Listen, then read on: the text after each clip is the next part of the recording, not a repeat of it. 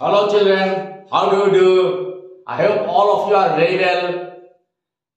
In previous classes I have told you that today we shall learn about the form of energy. So we are going to start the form of energy, and after that we will calculate the power. What is power? We shall discuss. तो आइए बिना देर के हम लोग चलते हैं और form of energy के बारे में बात करते हैं। Form of energy,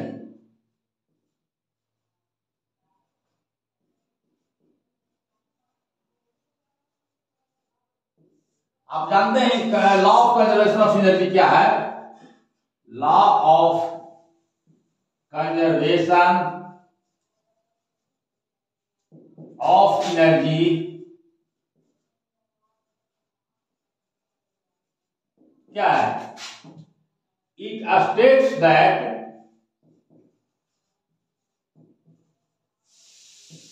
energy can neither be created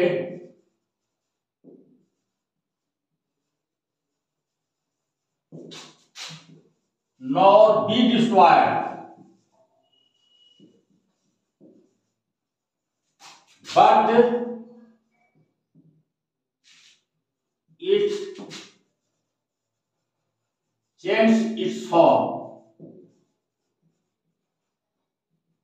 Hindi में कहें तो एनर्जी का neither be created nor be destroyed का मतलब हुआ कि एनर्जी को न तो हम लोग पैदा कर सकते हैं और न हम लोग समाप्त कर सकते हैं, बल्कि एनर्जी एक रूप से दूसरे रूप में बदल सकते हैं।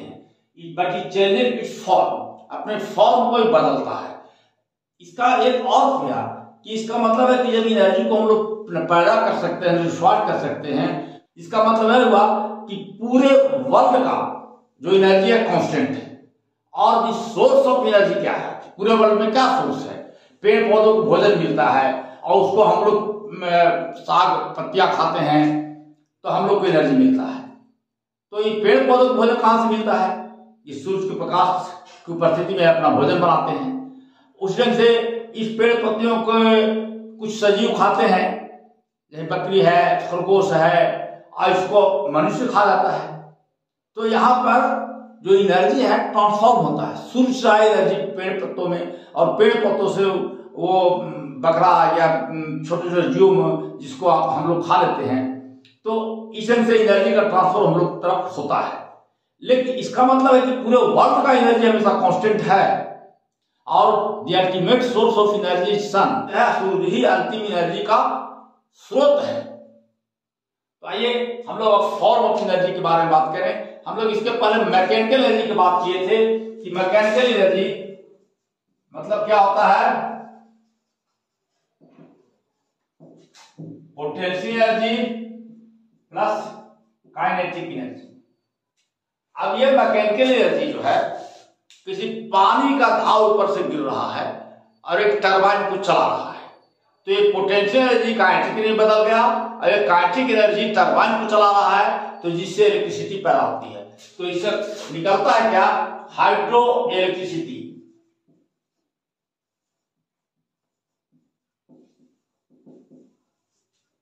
सेकेंड, जैसे आप इलेक्ट्रिसिटी देख रहे हैं, इलेक्ट्रिसिटी मैकेनिकल एनर्जी में कन्वर्ट कर सकता है।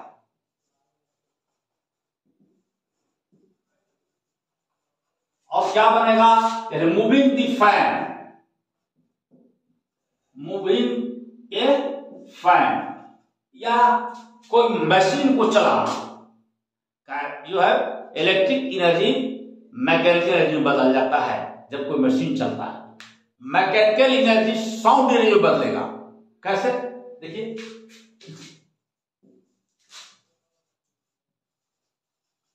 मैकेनिकल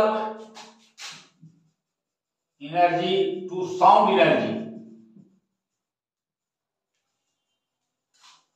इसका एग्जाम्पल बीटिंग ए ड्रम,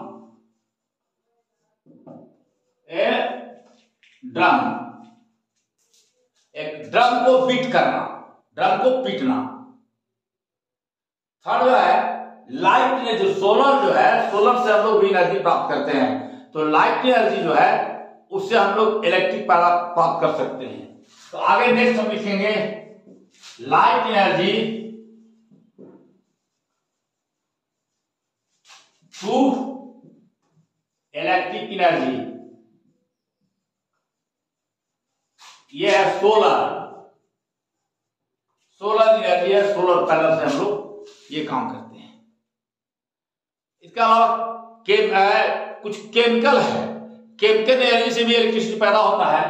तो केमिकल एनर्जी से electric energy,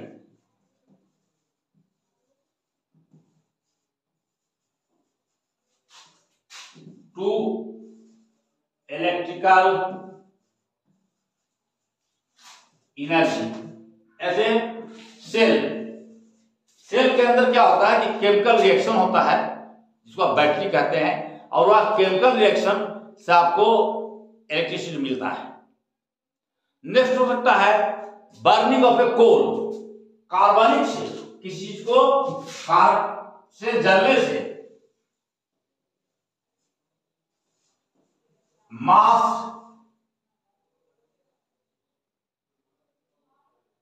of carbon can give light and heat. कोई क्वांटिटी कार्बन को हम लोग जलाते हैं तो क्या मिल सकता है, हीट मिलेगा और लाइट भी मिलेगा। अगला है nuclear energy. Nuclear energy latest research है, सोलर एनर्जी, न्यूक्लियर एनर्जी। तो न्यूक्लियर एनर्जी क्या होता है, इसके तो सीरियल नंबर है 1 2 3 छूट गया यहाँ पर। ये 3 हो जाएगा, ये 4 होगा, ये 5 होगा, ये 6 है और ये 7 है। न्यूक्लियर एनर्जी ये क्या होता है, जब यूरेनियम पर एक न्यूट्रॉन डाला जाए, ये न्यूट्रॉन 0n1, इसको बम्बार्ड किया जाता है यूरेनियम 92, इसका भार 235, तो यह 2 पार्ट में बढ़ जाता है और साथ साथ में ऊर्जा रिलीज होता है। एनर्जी रिलीज, ऊर्जा कैसे रिलीज होता है, इसके लिए आइंस्टीन ने एक बहुत फेमस फॉर्मूला दिया था और कहा था कि जब मास एनर्जी में कन्वर्ट होता है तो एनर्जी जो प्रोड्यूस होता है E=mc²। या अगर छोटा मास है तो एनर्जी प्रोड्यूस डेल्टा एम मास है, तो ये c²। अगर ये डेल्टा एम मास कंप्लीट एनर्जी डिस्ट्रॉयड हो जाता है तो एनर्जी पैदा करेगा, उसका वैल्यू ये होगा। वहां जहां c हमारा है वेलोसिटी ऑफ लाइट, तो डेल्टा एम निकालना अगर होगा तो डेल्टा एम एनर्जी अगर पता है उसमें c² से डिवाइड कर देंगे तो हमको डेल्टा पता चल जाएगा। कि इससे हमको इस इक्वेशन से पता चलेगा कि कितना एनर्जी के लिए कितना मास को हमको कंप्लीट डिस्ट्रॉय करना होगा। इससे हम लोग ये पता चलेगा कि कितना एनर्जी के लिए कितना मास को हम कंप्लीट डिस्ट्रॉय कर दें तो हमें इतना एनर्जी मिलेगा।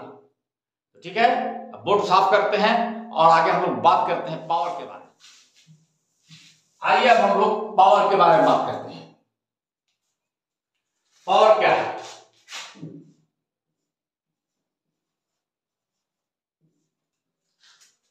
देखिए जिस रेट से एनर्जी कंज्यूम होता है तो उसको हम लोग कहते हैं power. The time rate of change of energy is called power. समय के साथ जितना एनर्जी कंज्यूम हो पावर कराता है, यह समय के साथ कितना वर्क डन हो रहा है वह भी पावर होगा। क्योंकि एनर्जी और वर्क डन दोनों सेम चीज है, तो फिर लिख दें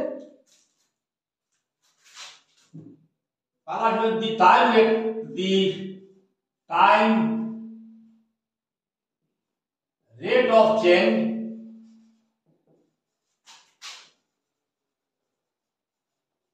of energy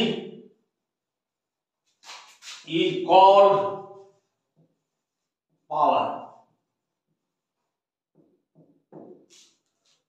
या दूसरा है the power is time rate of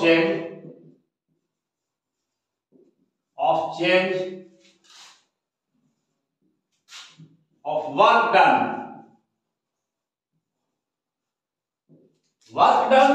और energy both are the same thing.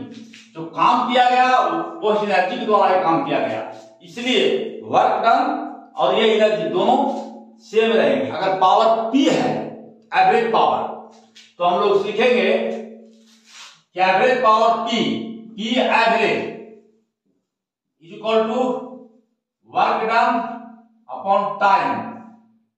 इसको हम लोग मापते हैं जूल में और इसको सेकेंड में। ये जूल में पाएगा और ये सेकेंड में तो होगा joule per second, joule per second, और उसको हम लोग कहते हैं watt. Watt is name of scientist. तो एक 1 joule per second, joule per second means 1 watt. अगर पावर अगर हम कहीं इंस्टेंटेनियस निकालें तो इंस्टेंटेनियस जब पावर निकालेंगे, तत्कालिक पावर निकालेंगे, तो आपको पता है power INST is equal to delta W कहीं काम हो रहा है, डेल्टा एनर्जी खत्म हो रहा है, डेल्टा डब्ल्यू वर्क हो रहा है, तो डेल्टा टी से डिवाइड कर देंगे और लिमिट ले लेंगे डेल्टा टी टेंड्स टू 0। ये हो जाएगा dw dt। ये पावर इंस्टेंट पावर हो गया।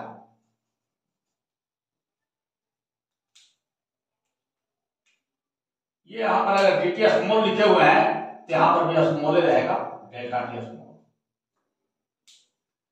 तो ये हमारा इंस्टेंट पावर हो गया किसी चीज का। इस पावर का यूनिट क्या होगा, वही जूल पर सेकेंड। और अगर डायमेंशन ऑफ पावर करना हो तो डायमेंशन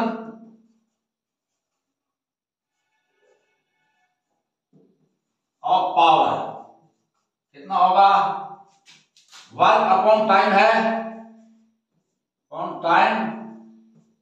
वर्क का होता है ml² t-2 और टाइम का होता है t। तो ये हो जाएगा आपका dimension ml² t-3। This is dimension of power.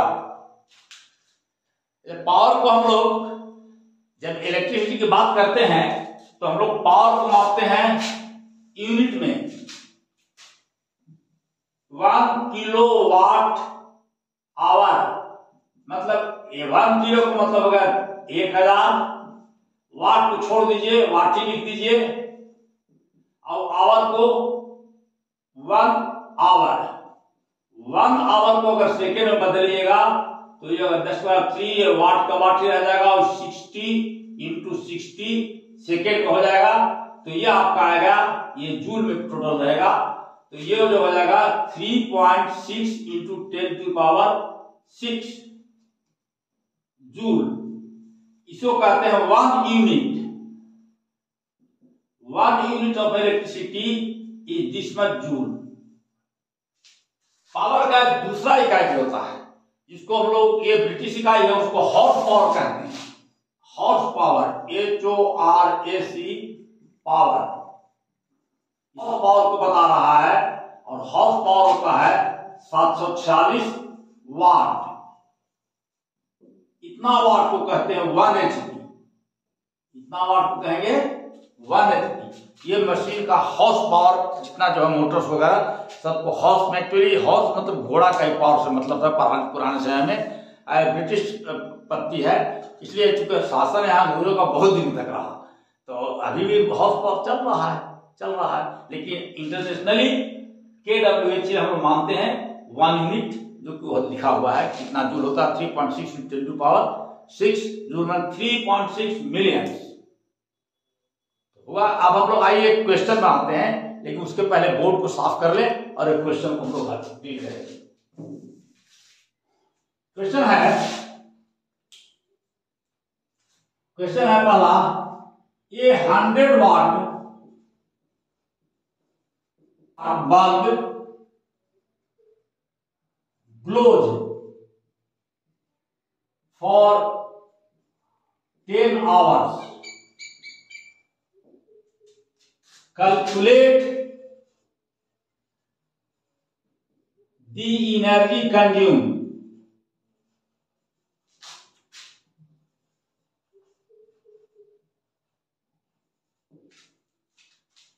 कि 100 वाट बल्ब है और 10 घंटे तक के लिए जलता है, तो कितना एनर्जी खर्च होगा? 10 आवर्स के लिए जलता है। तो देखिए एनर्जी कंज्यूम निकालते हैं, सॉल्यूशन दे रहे हैं। एनर्जी कंज्यूम्ड 100 वाट मतलब क्या हुआ? 100 जूल पर सेकेंड, और 10 घंटा के लिए हो रहा है 10 आवर्स मतलब 60 इंटू 60 सेकेंड, ये हो गया जूल। ये आपका आ जाएगा 3.6 इंटू 10 टू पावर 6 जूल। और यह क्या है? अभी हमने लिखा था यह 1 यूनिट बिजली बता रहा है, इसका मतलब 1 किलोवाट और बिजली खर्च हो रहा है या 1 यूनिट बिजली खर्च हो रहा है। एक सेकंड क्वेश्चन है, सेकंड क्वेश्चन बनाते हैं हम लोग। सेकंड है, an elevator can carry A maximum load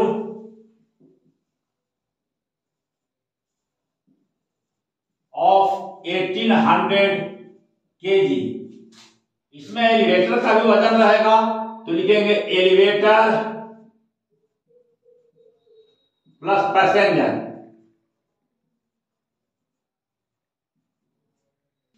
is moving up with a constant speed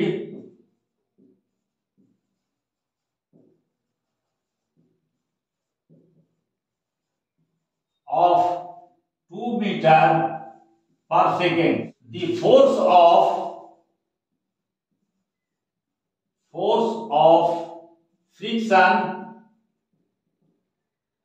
opposing the motion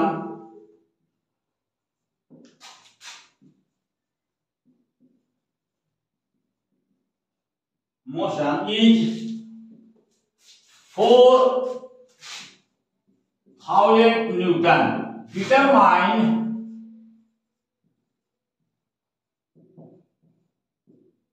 the minimum power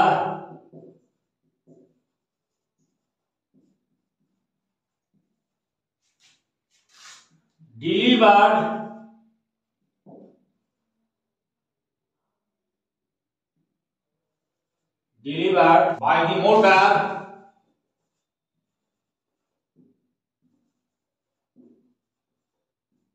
to the elevator in watt as well as in horsepower.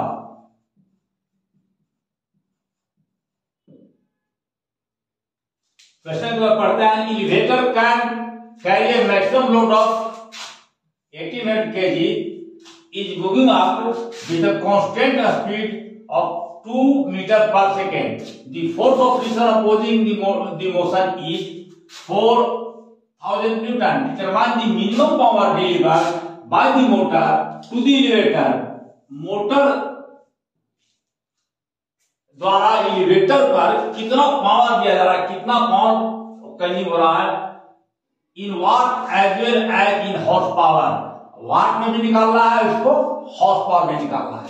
तो motor के द्वारा motor जो elevator को कितना power supply कर रहा है, इसको हम लोग पहले वाट में निकाल लेंगे और उसके बाद हम लोग इसको हॉर्स पावर में चेंज कर लेंगे। ये कैसे करते हैं? देखिए यही एलिवेटर है,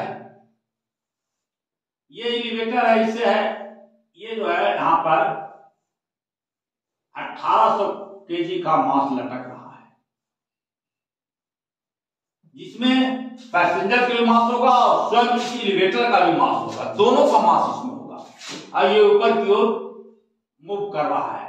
स्पीड कितना है? 2 मीटर पर सेकेंड के कर रहा है। इलेक्ट्रिकल फोर्स कितना लग रहा है उसको हम निकालते हैं। देखिए इलेक्ट्रिकल फोर्स जो लगेगा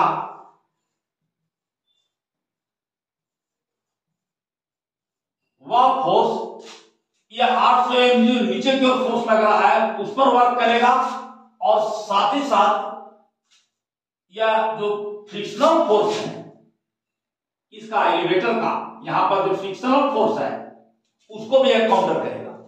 तो टोटल फोर्स हो जाएगा 1800 प्लस कितना है 4000 न्यूटन, इतना फोर्स ये हो रहा है। देखिए तो elevator can carry A maximum load of, ये इसमें एक और जीरो बढ़ेगा जी, इसमें एक और जीरो हो जाएगा, 18000 केजी है क्वेश्चन में। Is moving up with a constant speed of this math, the friction force opposing the motion is this, determine the minimum power delivered by the motor to the elevator in watt as well as in the horsepower. ये elevator है, खदानों में काम होता है जहां पर लोग बैठ के नीचे जाते हैं और नीचे से ऊपर कोयला आता रहता है, तो वहां खदानों में काम होता है। ये है आपका 18,000, तो ये हो जाएगा कुल 22,000 न्यूटन, ये 22,000 न्यूटन हो गया। अब ये तो इलेक्ट्रिकल फोर्स हुआ। अभी हम लोग पावर लिखे, पावर क्या होता है? देखिए पावर के लिए हम लिखे थे F force into displacement by time. तो ये डिस्प्लेसमेंट है और ये टाइम से भाग दे रहे हैं, तो वाकई में ये क्या बन रहा है? ये है आपका पावर। पावर ये क्या है? d बाई टी क्या है? डिस्प्लेसमेंट अपॉन टाइम, क्या वेलोसिटी है। तो हम लिख सकते हैं power is equal to F into V. हमको F पता है, F कितना है इतना न्यूटन, V कितना है 2 मीटर पर सेकेंड। तो हम निकाल सकते हैं power is equal to F V, और F हमारा है 22,000 न्यूटन और V है 2 मीटर पर सेकेंड। ये जो हमारा आ गया पावर, इतना वाट आ जाएगा।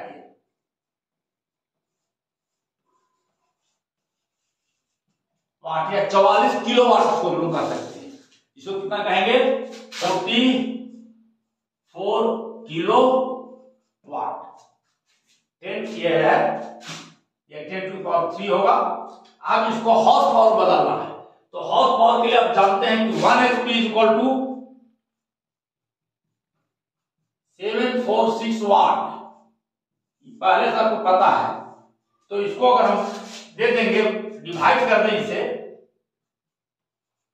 44,000 अपॉन 746, और ये लगभग आएगा 59, ये जो भी आएगा डिवाइड करने के बाद यह हॉर्स पावर होगा, इतना के लगभग आएगा, 59 के लगभग आ जाएगा ये। तो अब हम लोग इसको यहीं खत्म करते हैं, और हम लोग अब नेक्स्ट डे पढ़ेंगे कोलिजन। कोलिजन में 2 ढंग का कोलिजन में पढ़ेंगे बड़ी का, एक होगा इलास्टिक कोलिजन और दूसरा होगा इन इलास्टिक कोलिजन। तो उसके बारे में चर्चा करेंगे। तो तब तक के लिए चलें।